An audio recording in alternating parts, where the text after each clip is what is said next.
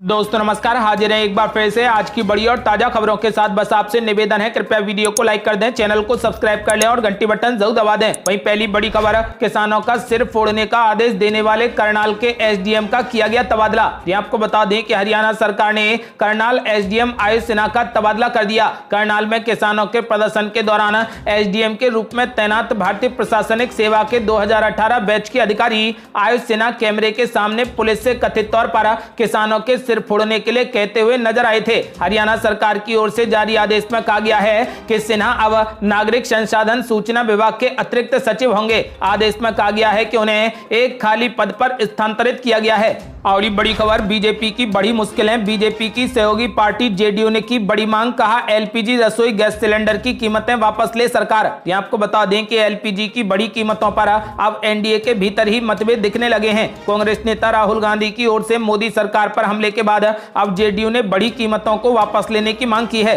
Party के महासचिव केसी त्यागी ने एलपीजी गैस सिलेंडर पर 25 रुपए की बढ़ोतरी को वापस लेने की मांग की। उन्होंने कहा कि यदि ऐसा नहीं होता है तो फिर इसका असर आने वाले चुनावों पर पड़ेगा। केसी त्यागी ने कहा कि इससे घरेलू बजट बिगड़ जाएगा, कोरोना काल में लोगों पर बढ़ी कीमतों का बोझ संकट पैदा करेगा और विपक्ष इसे चुनाव में इस्तेमाल कर सकता है। केसी त्यागी ने कहा कि अगले कुछ महीनों में कई राज्यों में चुनाव होने वाले हैं और इसके चलते असर पड़ सकता है। बता दें कि बीते 15 दिनों में एलपीजी की कीमतों में 2 बार 25-25 रुपए का इजाफा हो चुका है, यानी कि 15 दिनों के भीतर एलपीजी रसोई गैस सिलेंडर के दाम 50 रुपए बढ़े हैं। जेडीयू नेता ने कहा कि सहयोगी दल के तौर पर हम सरकार को सुझाव देना चाहते हैं कि हाल ही में हुए इजाफे को वापस लिया जाना चाहिए। इसकी वजह यह है कि अगले कुछ ही महीनों में कई राज्यों में विधानसभा के चुनाव हैं। हमारे राजनीतिक विरोधी इस मुद्दे को चुनाव में हथियार के तौर पर इस्तेमाल करेंगे। बता दें कि अगले साल की शुरुआत में यूपी, उत्तराखंड, पंजाब समेत 5 राज्यों के विधानसभा चुनाव होने वाले हैं। केसी त्यागी ने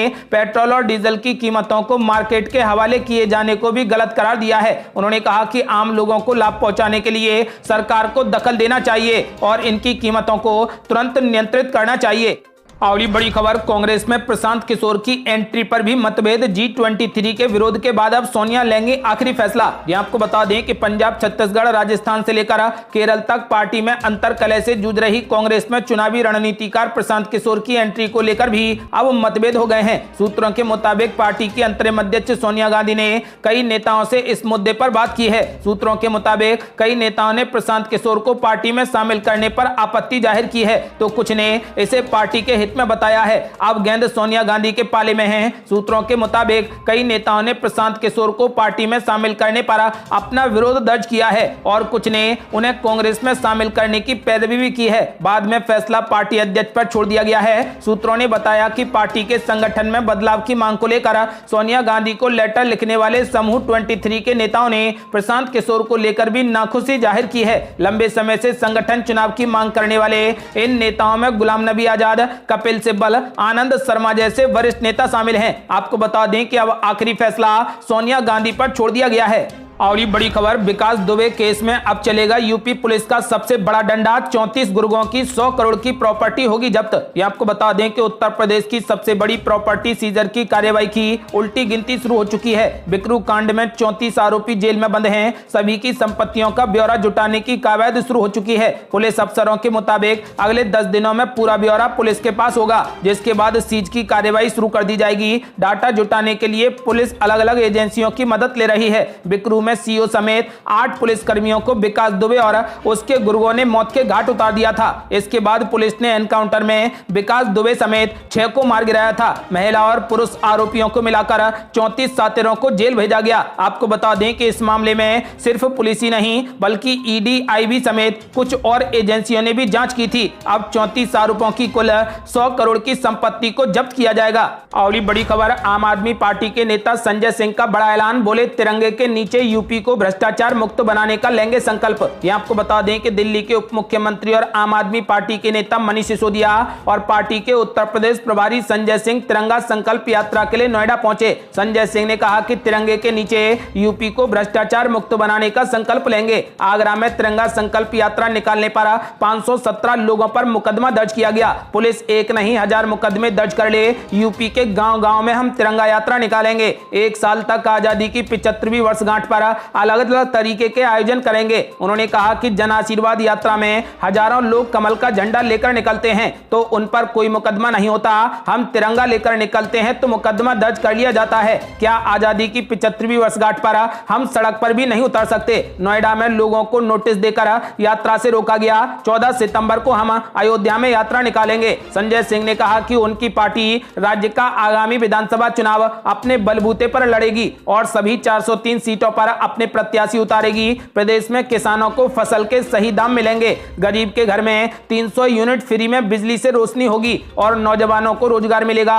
उन्होंने कहा कि रोजगार नहीं दे सके तो बेरोजगारी भत्ता देंगे, माताओं और बहनों को सुरक्षा देंगे, मुफ्त में इलाज देंगे और मुफ्त में शिक्षा भी मिलेगी। आपको बता दें कि मनीष सिसोदिया ने कहा कि जिस तिरंगे के लिए देश के शहीदों ने जान दे दी, उस तिरंगे की आन बान और शान में उत्तर प्रदेश की राजनीति गुस्ताखी कर रही है। अच्छी शिक्षा देने की बारी आती है तो बीजेपी सरकार बच्चों के मिड डे मील का पैसा भी खा जाती है। उन्होंने कहा कि ईमानदारी और शिक्षा के जरिए प्रदेश को आगे बढ़ाने की राजनीति का संकल्प लेकर गांव-गांव और शहर-शहर में जाएंगे। उनका कहना था कि उत्तर प्रदेश के मुख्यमंत्री के नाम पर जल्द फैसला किया जाएगा। आपको बता दें कि आम आदमी पार्टी ने ऐलान कर दिया है कि इस बार उत्तर प्रदेश में आम आदमी पार्टी की सरकार बनेगी। अगली बड़ी खबर, नवजोत सिंह सिद्धू और कैप्टन अमरिंदर सिंह के बीच में फिर पड़ी दरार। एक बार फिर से दिल्ली दरबार पहुंचे नवजोत सिंह सिद्धू। आपको बता दें कि पंजाब में सत्तारूढ़ कांग्रेस के अंदर शीर्ष स्तर पर जारी तनातनी खत्म होने का नाम नहीं ले रही। सूत्रों के मुताबिक एक बार फिर से पार्टी के प्रदेश अध्यक्ष नवजोत सिंह सिद्धू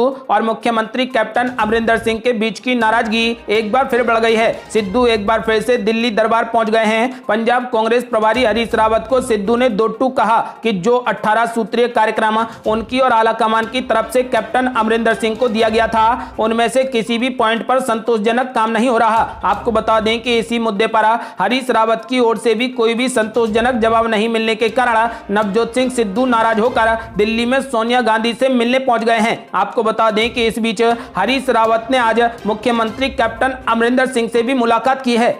और बड़ी खबर, असदुद्दीन ओवैसी के लिए भी अयोध्या बनी अहम। 7 सितंबर को अयोध्या से ही करेंगे 3 दिवसीय यूपी दौरे की शुरुआत। यहाँ आपको बता दें कि उत्तर प्रदेश विधानसभा चुनाव जैसे जैसे नजदीक आ रहे हैं वैसे वैसे राजनीतिक दलों की कवायद रफ्तार पकड़ती जा रही है। राजनीतिक दलों ने औपचारिक अनौपचारिक ढंग से अपने चुनावी अभियान की शुरुआत कर दी है और इस प्रकार AIMIM भी इससे पीछे नहीं है। इसी मकसद से AIMIM के चीफ असदुद्दीन ओवैसी एक बार फिर से यूपी दौरे पर आ रहे हैं। खास बात यह है कि सूबे के अन्य राजनीतिक दलों की तरफ उनकी चुनावी रणनीति में भी अयोध्या अहम हो गया है। लिहाजा इस बार 7 सितंबर को वो अपने 3 दिवसीय यूपी दौरे की शुरुआत अयोध्या से करेंगे। असदुद्दीन ओवैसी रुदौली कस्बे में वे वंचित शोषित सम्मेलन को संबोधित करेंगे। अगले दिन 8 सितंबर को वो सुल्तानपुर जाएंगे। अपने दौरे के आखिरी दिन यानी 9 नवंबर को वो बाराबंकी में होंगे। बिहार विधानसभा चुनाव में 5 सीटें जीतने के बाद बंगाल में असदुद्दीन ओवैसी की पार्टी का प्रदर्शन अच्छा नहीं रहा, लेकिन अब यूपी विधानसभा चुनाव को लेकर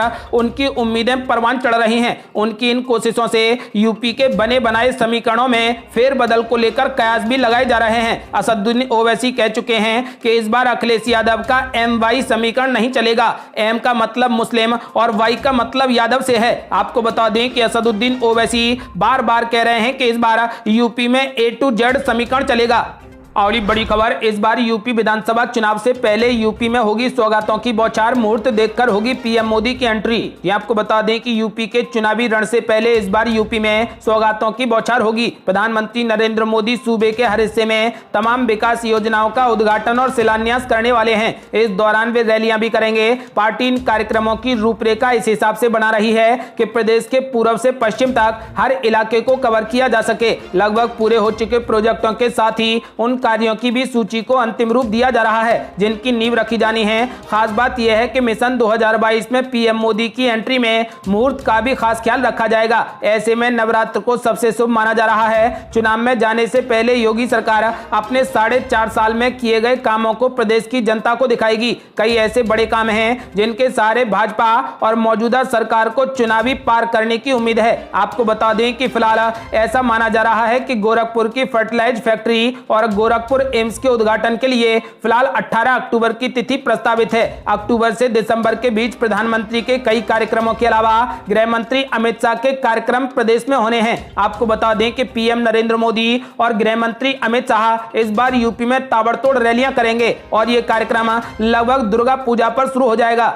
और बड़ी खबर, बसपा नेता सतीश चंद्र मिश्र ने बीजेपी पर बोला जमकर हमला। कहा राम मंदिर के चंदे के नाम पर आई रकम चुनाव में खर्च करेगी भाजपा। ये आपको बता दें कि बसपा की ओर से श्रावस्ती के एक होटल परिसर में प्रबुद्ध वर्ग सम्मेलन का आयोजन किया गया। सम्मेलन के मुख्य अतिथि बसपा महासचिव सतीश चंद्र मिश्र ने कहा कि भाजपा ब्राह्मणों पर हमले करवा रही है। यूपीटी होटल के परिसर में आयोजित सम्मेलन में सतीश चंद्र मिश्र ने बीजेपी सरकार पर जमकर हमला बोला और कहा कि बीजेपी झूठ बोलकर सत्ता में आ गई है, वो लोगों को गुमराह करने का काम कर रही है, लेकिन ब्राह्मण और दलित समाज के सहयोग से इस बार बसपा पूर्ण बहुमत से सरकार बनाने वाली है। सतीश चंद्र मिश्र ने कहा कि बीजेपी सरकार राम मंदिर के चंदे के नाम पर भारी भरकम रकम आगामी चुनाव में खर्च करेगी। उन्होंने कहा कि हर 2 घंटे में महिलाओं के साथ रेप जैसी घिनौनी वारदात हो रही है। जितना पैसा बजट में अयोध्या के लिए आता है उसके हिसाब से सबसे पिछड़े जिले की बात की जाए तो अयोध्या के स्थलों की हालत खराब है। बीजेपी सरकार ने राम मंदिर भूमि पूजन के नाम पर लोगों को गुमराह किया है। 1 साल होने के बाद अभी कोई भी काम नहीं हुआ। उन्होंने कहा कि बीजेपी भारत की संस्कृति को खत्म करने पर उतारू है। आपको बता दें कि बसपा नेता सतीश चंद्र मिश्र ने बीजेपी पर जमकर हमला बोला और कहा कि राम मंदिर के चंदे के नाम पर आई रकम भाजपा चुनाव में खर्च करेगी। ये थी अब तक की बेहद बड़ी खबरें। यदि आप भी चाहते हैं कि भारत जल्द से जल्द कोविड मुक्त हो जाए तो इस वीडियो को लाइक कर चैनल को सब्सक्राइब जरूर कर लें। जल्दी मिलते हैं बड़ी अपडेट के साथ, तब तक के लिए जय हिंद जय भारत।